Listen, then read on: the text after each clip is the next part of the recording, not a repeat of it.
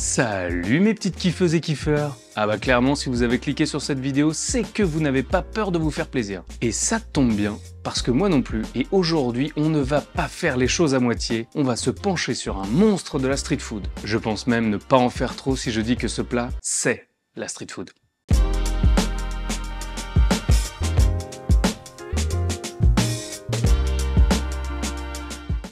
Oh là là, mais qu'est-ce que ça donne la dalle? Non mais oui, je sais, il y a un truc viscéral avec le burger. C'est le Graal quand on a faim, il coche le côté gourmand, complet et équilibré. On peut le décliner à l'infini, bref, c'est la resta des sandwichs.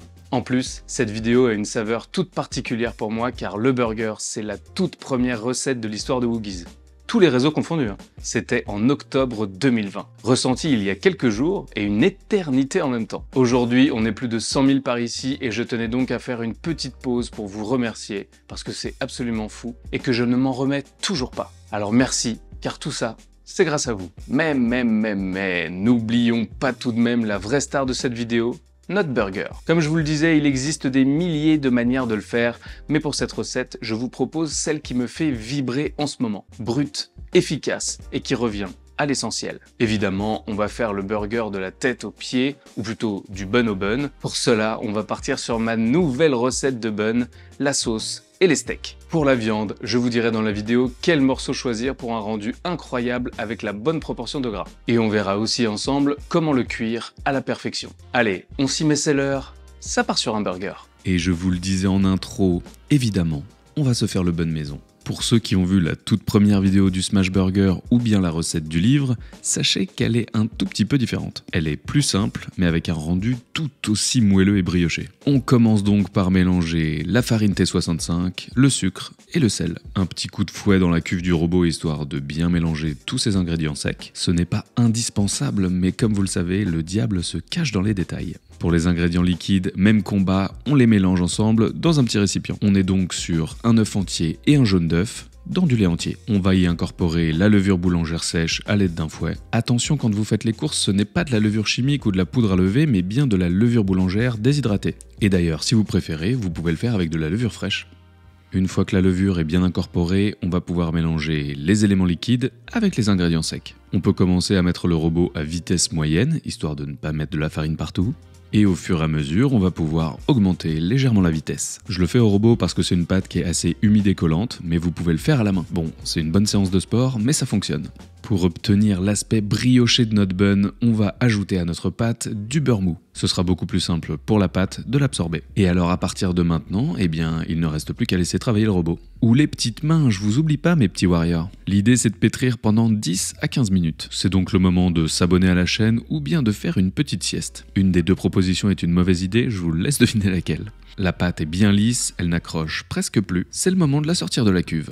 Je vous conseille d'investir dans cette petite corne, ça va vous changer la vie pour travailler la pâte. On peut la découper, la travailler ou même la sortir de la cuve beaucoup plus facilement. Ne vous inquiétez pas trop, on est sur une pâte briochée un peu collante. C'est un peu plus chaud à travailler mais le résultat final est vraiment cool. À l'aide d'un coupe-pâte ou de la corne, donnez des petits coups secs juste en dessous pour étirer et bien tendre la pâte. Vous allez voir, c'est super satisfaisant. Et hop, magie, ça colle plus. C'est le moment de faire lever la pâte. Un peu d'huile dans un récipient pour éviter que ça colle. Une boîte en plastique, ce sera très bien aussi. On couvre avec un essuie humide, du film ou bien ces petites capotes en plastique, c'est très pratique. Et on dispose maintenant la pâte dans un endroit plutôt chaud. Moi, j'ai opté pour mon four fermé avec la petite ampoule allumée. Et c'est parti pour 1h30 à 2h. L'idée, c'est que la pâte double de volume. Attention, magie d'internet, les 2 heures sont écoulées en 2 secondes.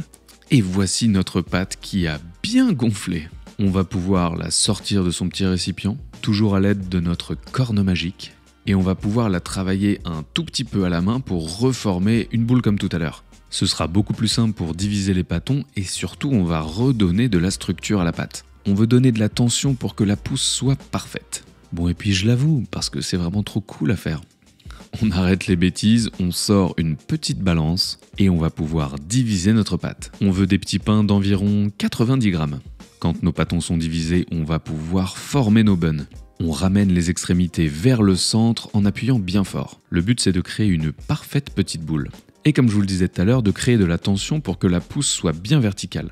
Pour ça, deuxième mouvement très satisfaisant du jour, faire rouler le pâton entre ses doigts sur le plan de travail. Il ne faut pas appuyer, juste guider le bun avec ses doigts. Non mais regardez-moi ces petites merveilles! On répète l'opération avec tous nos petits pains briochés et on les couvre pendant 45 minutes. C'est l'heure de se pencher sur la bidoche. Et attention, aujourd'hui, on va pas blaguer. Vous pouvez évidemment acheter vos steaks hachés directement chez le boucher en lui demandant le morceau dont on va parler juste après. Mais parce que je suis curieux et que j'adore comprendre le produit dans son intégralité, je vous montre aujourd'hui comment faire son steak à la maison.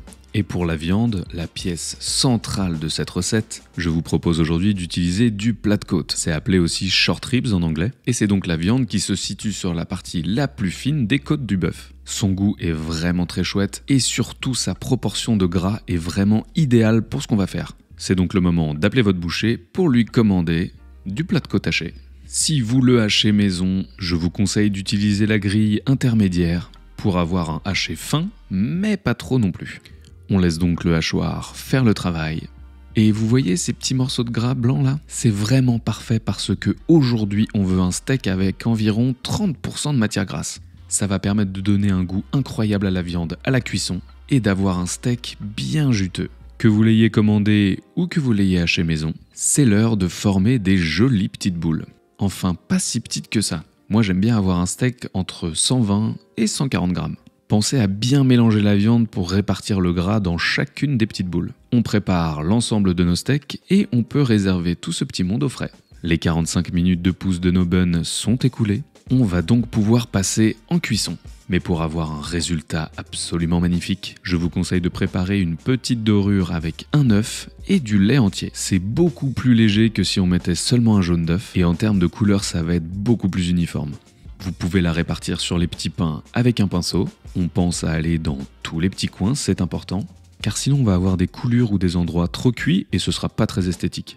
Et surtout, les petits pains sont assez fragiles à ce stade, donc allez-y tranquillement, délicatement. Et c'est le moment de les enfourner 15 à 18 minutes dans un four préchauffé à 180.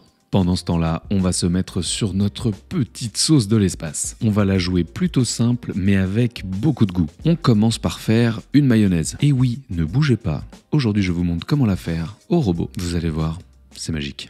On ajoute donc un œuf entier, oui, avec le blanc, de la moutarde, du sel et du poivre, pour l'acidité du citron ou du vinaigre, et c'est parti, on lance le robot. Ça va permettre de mélanger tous les premiers ingrédients qu'on a mis dans la cuve. À partir de maintenant, c'est très simple, on va ajouter progressivement l'huile de tournesol. J'aime bien le faire goutte à goutte pendant les premières secondes, et ensuite, on y va plus franco. Et en quelques secondes, vous avez une magnifique mayo avec une texture parfaite. C'est le fait de garder le blanc de l'œuf qui va donner cette légèreté à la sauce. On en met quelques cuillères dans un petit récipient, un petit peu de votre ketchup préféré, un peu de moutarde à l'américaine. Celle-ci est faite maison à Bruxelles par les copains de chez Must. Faites gaffe, c'est addictif. Si vous n'en avez pas sous la main, de la moutarde classique fera parfaitement l'affaire. Quelques gouttes de Worcestershire sauce et pour un bon coup de kick, un peu de hot sauce. Celle-ci vient de chez Sweat, elle est fumée, ça va être parfait. On n'aurait pas oublié un truc là? Ah, le piment d'Espelette! Oui bah ça va, chacun ses petits plaisirs, ok? Bon, vous l'aurez compris, cette sauce elle est super simple, mais avec pas mal de strates de saveurs. De la douceur, de l'acidité, du fumé, du piquant. Alors chez vous, ajustez-la comme vous le sentez. Le but, c'est de se faire plaisir. Vous pouvez par exemple ajouter un peu de saumure de cornichon. Ça va donner un petit kick à cette sauce, vous m'en direz des nouvelles. On mélange bien pour incorporer toutes les saveurs. Et regardez-moi cette texture, c'est parfait. En parlant de perfection, je crois que nos buns sont cuits. La dorure a parfaitement fait son travail, mais pour les rendre encore plus mignons, on peut rajouter un peu de beurre fondu. Ça va permettre de les rendre un peu brillants et surtout de ne pas assécher la surface. Il faut le faire quand les buns sont encore chauds. Eh bien écoutez, il ne reste plus qu'à mettre en place la garniture et on sera pas mal. Comme je vous le disais, on se la joue à l'ancienne. Une garniture de burger classique mais bien faite, avec des jolies petites feuilles de salade et des tomates pour la couleur, la fraîcheur et le croquant. Évidemment, on adapte tout ça en fonction de la saison à laquelle on fait notre burger. Pour le croquant et surtout pour un bon petit kick d'acidité, on ajoute des cornichons. J'ai opté pour des bien dodus que je vais couper en fines lamelles. On sort nos petites tranches de cheddar, le steak et le bun. Et la petite touche magique du jour, on va mandoliner très finement des oignons doux. On va les cuire très rapidement avec le steak, donc il faut vraiment que ce soit très très fin. On est à la limite de la chiffonnade d'oignons. C'est parti, tous les ingrédients sont prêts, on se lance sur la confection des burgers. Mais je vous propose avant tout de vous attarder sur la moellosité de ces buns. Ils sont magnifiques. Pour notre burger, on va donc les couper à la base, essayer de découper bien droit et pas trop haut, on veut un beau petit chapeau. Attention, étape très importante pour les buns, il faut les toaster. Premièrement, ça va ajouter un petit goût bien sympathique au burger. Et surtout, ça va éviter de détremper les buns avec le jus de cuisson et la sauce. Donc un peu d'huile ou de beurre dans une poêle bien chaude, quelques secondes sur chaque face, et on peut les mettre de côté. On met le feu sous la poêle à pleine balle et on ajoute de l'huile. On sale généreusement notre steak et on vient le déposer sur notre poêle bien brûlante. Si vous avez suivi, c'est le moment d'ajouter une montagne d'oignons doux. Et à l'aide d'une spatule et d'un petit papier cuisson, on va venir écraser notre steak. L'idée, c'est pas de faire un smash burger aujourd'hui, mais de favoriser la réaction de Maillard et donc d'avoir une croûte bien grillée en surface de la viande. N'hésitez pas à faire un steak un tout petit peu plus large que nos buns car il va se rétracter à la cuisson. On le laisse bien griller. N'hésitez pas à mettre un petit coup de spatule pour que la viande soit bien en contact de la poêle. Et surtout, allumez la hotte ou la fenêtre parce que ça fume. Avec une spatule, on gratte bien les sucs et on retourne le steak. Vous voyez cette magnifique petite croûte là? C'est exactement ce qu'on cherche. On dépose dessus 2 petites tranches de cheddar, on laisse colorer l'autre face du steak et on couvre pour faire fondre le fromage. Et coucou, c'est nous. Oh là là, mais matez-moi ce steak. Bien croustillant, fromage fondu, oignons caramélisés. Incroyable. Pour le montage final, on dépose un peu de sauce sur le bun. Soyez généreux, mais pas trop non plus. Une jolie petite feuille de salade ou deux. Une grande rondelle de tomate, qu'on peut assaisonner avec de la fleur de sel et de l'huile d'olive. On dépose ensuite délicatement notre steak. Vous voyez, il fait la même largeur que le bun, c'est parfait. On dépose quelques petits cornichons, un peu de sauce sous le chapeau, et hop, on finalise le burger. Et attention, instant de vérité, on écrase pour donner vie à ce burger de l'espace. La sauce se faufile, le fromage dégouline, la viande est bien juteuse. Je pense sincèrement que tous les éléments sont réunis pour passer un grand moment. Alors je sais pas vous, mais moi je trouve que ce qui est le plus dur dans le burger, c'est d'en manger qu'un. My God, je trouve que c'est presque émouvant, tellement c'est beau.